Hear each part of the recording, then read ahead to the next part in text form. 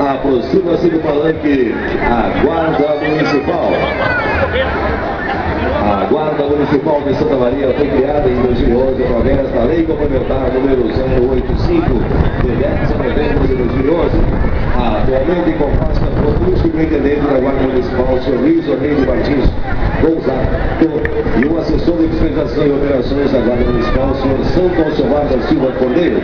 Está subordinado ao secretário Giovanni Cartermânica, da Secretaria de Relações do Governo, e vem atuando diretamente na comunidade, com seu efetivo distribuído em todas as regiões de Santa Maria, bairros, centro, além dos distritos, atendendo a reclamação de sossego público, roubos, furtos, assaltos, animais soltos na via, agressão, Lei Maria da Penha, apoio em escolas, postos médicos, serviço social junto com a casa de passagem, entre outras atividades.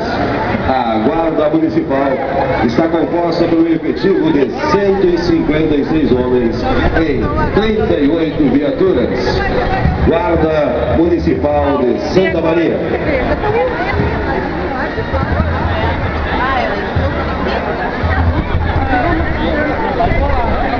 Aproxima-se para o seu desfile Cruz Vermelha Brasileira, filial Santa Maria.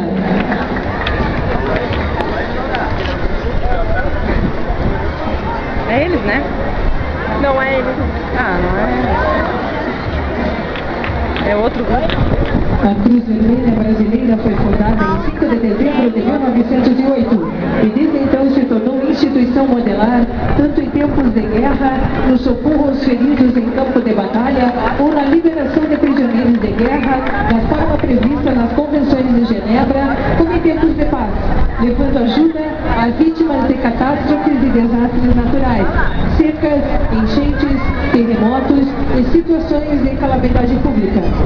Atua com base nos princípios fundamentais da Cruz Vermelha, que são humanidade, imparcialidade, neutralidade, independência, voluntariado, unidade e universalidade.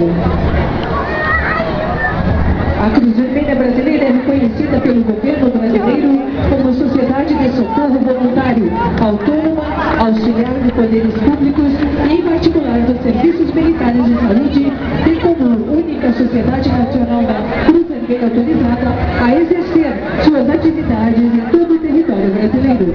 A Cruz Vermelha Brasileira, filial Santa Maria, foi fundada em 25 de outubro de 2003, tendo por finalidade prevenir e atenuar os sofrimentos humanos com toda a imparcialidade, sem distinção de raça, nacionalidade, nível social, religião e opinião política, podendo sua atuação também em determinados casos estender-se além do território nacional. Seu presidente atual é o senhor Gilberto William Machado. Aproxima-se do palanque grupo do 4º Distrito de Escoteiro. Agora